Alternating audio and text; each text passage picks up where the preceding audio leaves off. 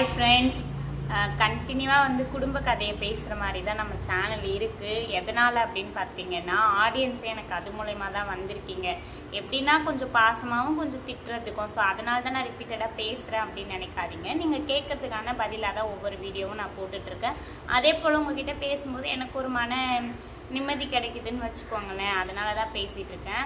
இன்றைக்கி நான் எதை பற்றி நான் பேச போகிறேன் அப்படின்னு பார்த்தீங்கன்னா, எங்கள் வீட்டுக்காரர் வந்து சுத்தமாக சம்பாதிக்கல, நான் வந்து சம்பாதிக்கிறேன். இதனால தான் நீ வந்து அவரை அவாய்ட் பண்ணுற, இதனால தான் அவரை வந்து நீ ஒழுங்காக பார்த்துக்க மாட்டேற, நீ நிறைய சம்பாதிக்கிறதால தான் அவரை வந்து ரொம்ப வந்து எப்படி சொல்கிறது தாழ்மையாக நடத்துகிற, இந்த மாதிரி ரீசெண்டாக வந்து அவரோட சேனலில் போய் நிறைய பேர் கமெண்ட் கொடுத்துருக்கீங்க.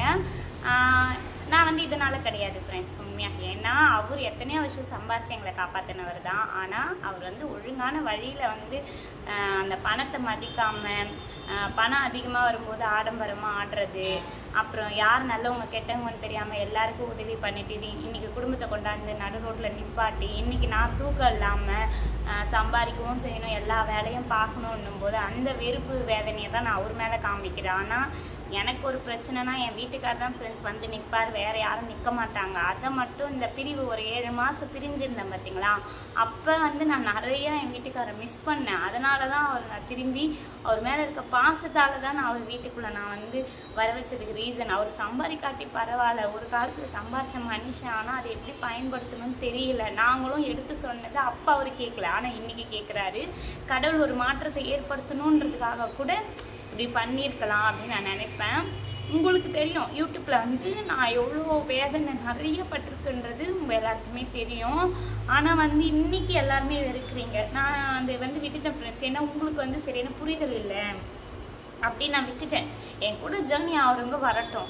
50,000 சப்ஸ்கிரைபர் கிட்டத்தட்ட இருக்காங்க, ஓகேங்களா? இவ்வளோ பேரில் ஒரு நாளைக்கு ஒரு 1000 பேர் எனக்கு சப்போர்ட் கொடுத்து வீடியோ ஒரு லைக் பண்ணியோ ஷேர் பண்ணியோ இன்றைக்கி நீங்கள் பண்ணியிருந்தீங்கன்னா, உண்மையாக சொல்லிட்டு நான் இழந்த எல்லாத்தையுமே திரும்ப பெற்று இருந்திருப்பேன்.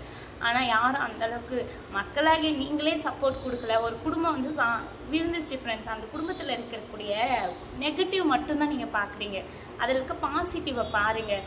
ஒரு கிளாமர் டான்ஸ்க்கு வந்து போய் பாட்டுக்கு டான்ஸே ஆடுறாங்கன்னு வச்சுக்கோங்களேன், நம்ம அந்த சாங்கை நல்லா ரசிப்போம், மியூசிக்கை நல்லா ரசிப்போம். ஏன் அந்த ஹீரோனியை கூட நாளைக்கு ரோட்டில் போகிறாங்கன்னா எல்லாருமே நம்ம போயிட்டு அவங்கள நம்ம நெகட்டிவாக எதுவுமே சொல்ல மாட்டோமே, ரொம்ப சந்தோஷமாக தான் போய் பார்ப்போமே. நீங்கள்லாம் என்னை வெறுத்த ஒரே ஒரு காரணம் என்னென்னா, என் ட்ரெஸ்ஸிங்ஸ் மாறினதும், நான் வந்து ஹாப்பியாக வீடியோ போட்டதும், நான் மெம்பர்ஷிப் லைவ் போடுறதும். ஸோ மெம்பர்ஷிப் நான் ஜாலியாக பேசுகிறேன், பட் நீங்கள் காசை கட்டிட்டு வந்து அதுக்குள்ளே நான் என்ன பண்ணுறேன்னு பார்த்துட்டு சொல்லியிருந்தீங்கன்னா கூட நான் ஏற்றுக்கிட்டு இருப்பேன், ஓகேவா? இந்த மாதிரி சில விஷயங்களால தான் அவாய்ட் பண்ணீங்க. ஆனால் நீங்கள் நினச்சிருந்தா இன்றைக்கி இது இப்படி வாடகை வீட்டில் எதுவுமே இல்லாமல் சாப்பிட்டும் சாப்பிடாம எவ்வளோ ஏக்கங்கள் இருக்குது ஃப்ரெண்ட்ஸ். இந்த ஒரு வருஷம் மட்டும்தான் வாழ்க்கை கிடையாது. நான் இனிமேல் போராடி இழந்த எல்லாத்தையும் திரும்பி கொண்டாடுவேன். எனக்கு வந்து கான்ஃபிடன்ஸ் இருக்குது, ஓகேங்களா? நான் ஒர்க் பண்ணிட்டு இருக்க கம்பெனியை பற்றி நான் சீக்கிரமாக ரிலீவ் பண்ணுவேன். வேலை பார்த்துட்ருக்கேன். யூடியூப்ன்றது என்னோடய பார்ட் டைம் ஜாப் தான். அதே போல் எங்கள் மாமாவை வந்து பேசாமல் இருக்கிறதாலையோ, அவரை நான் வெறுப்பு காட்டுறதாலையோ அவர் எனக்கு புருஷன் இல்லைன்னு ஆகிட முடியாது. நான் அதை தெளிவாக சொல்லிக்கிறேன் எல்லாருக்கிட்டையுமே. இன்றைக்கி கூட உண்மையாலுமே இந்த ஃபோனில் ஒரு ப்ராப்ளம், ஓகேவா? செல்வலட்சுமி அம்மா தான் மொபைல் எனக்கு கொடுத்துருந்தாங்க. எனக்கு அதை யூஸ் பண்ணவே ஃபஸ்ட்டு பிடிக்கல.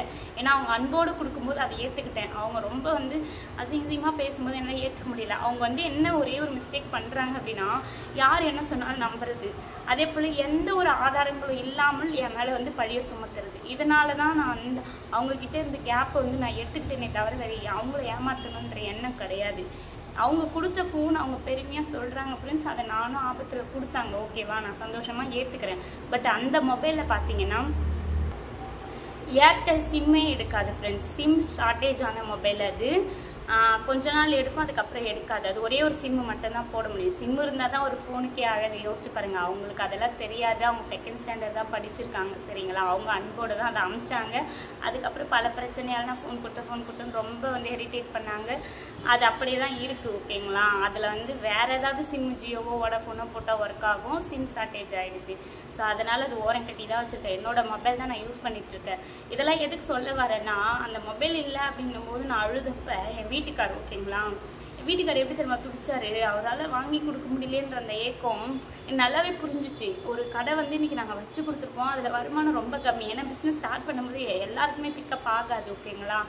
கொஞ்ச நாள் போனால் தான் பிக்கப். அப்பயுமே அவர் சொன்ன ஒரு வார்த்தை என்ன தெரியுமா, நான் ஏதாவது தண்டல் வாங்கிடுறேன், எப்படின்னா நான் டெய்லி அடிச்சுக்கிறேன், உனக்கு ஃபோன் தானே வேணும், ஃபோன் நீ வாங்கிக்கோ அப்படின்னாரு.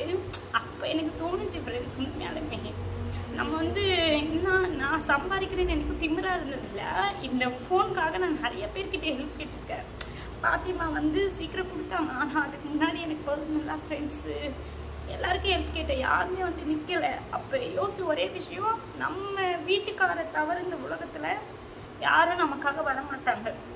அது மட்டும் தான். அடுத்த செகண்டே இப்போ நான் எனக்கு ஏதோ ஒன்று இல்லை, அது பணமே இல்லைனாலும் அது வாங்கி கொடுக்கணுன்ற மைண்ட் இருக்குது பார்த்தீங்களா, அது நம்ம ஹஸ்பண்டுக்கு மட்டும்தான் வருமே.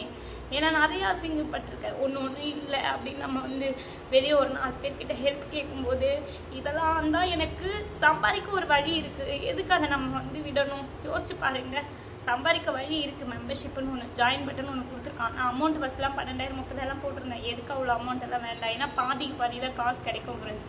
பாதியாக போட்டுக்கலாம், மீடியமான காசை போட்டுக்கலாம். காசு இருக்கவங்க தான் சேர போகிறாங்க. காசு இப்போ வந்து 4 முழுக்க கஷ்டப்படுறவங்க கண்டிப்பாக அதில் சேர போகிறது கிடையாது, சரிங்களா? அதில் நான் நல்ல விஷயமும் பண்ணுறேன், ஃப்ரெண்ட்ஷிப்புன்றதையும் நான் பேசிகிட்டு இருக்கேன். ஸோ சம்பாதிக்கணும்னு நினச்சேன். இதனால் நீங்கள் அவாய்ட் பண்ணுறீங்க, இதனால் எங்களுக்கு நீங்கள் வந்து இந்த சேனலை வந்து நீங்கள் ஒதுக்கி வைக்கிறீங்க அப்படின்னா தாராளமாக எழுதிடுங்க. ஏன்னா குடும்பம் வந்து 2 குடும்பம் ஃப்ரெண்ட்ஸ், நீங்கள் எல்லாரும் ஆதரவு கொடுத்தீங்கன்னா நாங்கள் ஒரு நல்ல சாப்பாடு, ஒரு நல்ல ஒரு நிலைமையில எங்களால் வர முடியும். யூடியூப்பில் எவ்வளோ பேர் எவ்வளோ இடத்துக்கு போகிறாங்க, ஆனால் நீங்கள் வந்து மனசு வைக்க மாட்டீங்க. நான் வந்து சோகமாக பேசினா மட்டும்தான் அந்த வீடியோ வியூஸ் போதே, நான் சந்தோஷமாக போடுறேன்னா அதையும் லைக் பண்ணி சப்போர்ட் பண்ணி பாருங்களேன். மாதம் வருமானம்னு ஒன்று வரும், அதை வச்சு நான் வாடகை கட்டிக்கிட்டு ஏதோ ஒன்று பண்ணுவேன்ல. நான் ஒரே ஒரு ஆளோட சம்பளம் மட்டும்தான். இந்த மாதமும் எனக்கு சேலரி வராது ஃப்ரெண்ட்ஸ், இன்னையோட லாஸ்ட் நாள். ஒருவேளை நீங்கள் இன்றைக்கி மனசு வச்சுருந்தா கூட எனக்கு அடுத்த மாதம் 26ஆம் தேதி தான் அதுவும் சேலரி வரும். இந்த ஒரு வீடியோக்காவது லைக் பண்ணுங்கள். கண்டிப்பாக $80 இன்னும் சம்திங் தான் வந்திருக்கு, ஓகேங்களா? $20 இன்றைக்கி ஒரு நாள் வரணும்னா இந்த ஒரு வீடியோ பார்த்தீங்கன்னா மினிமம் 50,000 வியூஸ் போனால் மட்டும்தான் எனக்கு வந்து சேலரி ஆட் ஆகும், சரிங்களா? மெம்பர்ஷிப்லாம் போடுறேன், அப்பயும் காசு ஆட் ஆகலைன்னு கேட்குறீங்க. அது எல்லோரும் சேர்ந்து கேன்சல் ஆகிடுது. அது என்ன பிரச்சனைன்னு எனக்கும் தெரியல. அது மேபி கேன்சல் ஆகாமல் இருந்தால் கூட எனக்கு சேலரி வந்திருக்கும். ஸோ இந்த ஒரு 10,000 வச்சு தான் நீங்கள் என்ன பண்ண போகிறேன்னு கேட்டிங்கன்னா அதுவும் எனக்கு ஒரு சப்போர்ட்டாக இருக்கும்ல. அப்புறம் ஒர்க் ஃப்ரம் ஹோம் பண்ணுறது தவிர்த்து இது ஒரு சப்போர்ட்டாக இருக்கும். மானிட்டேஷன் பண்ணலான்னு பார்த்தா சிம் கார்டு ஒர்க் ஆகலை ஃப்ரெண்ட்ஸ். என்னோடய சிம் கார்டு இது வந்து ஒய்ஃபைல தானே இப்போ நான் வந்து கனெக்ட் பண்ணிகிட்ருக்கேன். சிம் ஒர்க் ஆனால் தான் நம்ம ஒவ்வொருத்தருக்காக கால் பண்ணி கூட அந்த வேலையிலையாவது ஏர்னிங்ஸ் பண்ண முடியும். ஸோ நான் சம்பாதிக்கிறது ரொம்ப கஷ்டப்பட்டு சம்பாதிச்சிட்ருக்கேன். அதே மாதிரி நான் கோடிக்கணக்கிலே சம்பாதிச்சாலும் என் வீட்டுக்காரர் என்றைக்கும் நான் அதெல்லாம் நடத்த மாட்டேன் ஃப்ரெண்ட்ஸ். என்னால் முடிஞ்சதை சமைச்சு கொடுத்து துணி துவைச்சி போட்டு முகம் சுளிக்காமல் தான் நான் எல்லாமே பண்ணிகிட்ருக்கேன். ஆனால் பேச மாட்டேன், ஏன்னா உணரணும் அவர். அதே பட்சத்தில் எனக்கு வந்து கடைசி காலம் வரைக்கும் அவரோட அன்பு எனக்கு வேணும். இப்படி தான் நான் நினச்சி வாழ்ந்துட்டுருக்கேன்.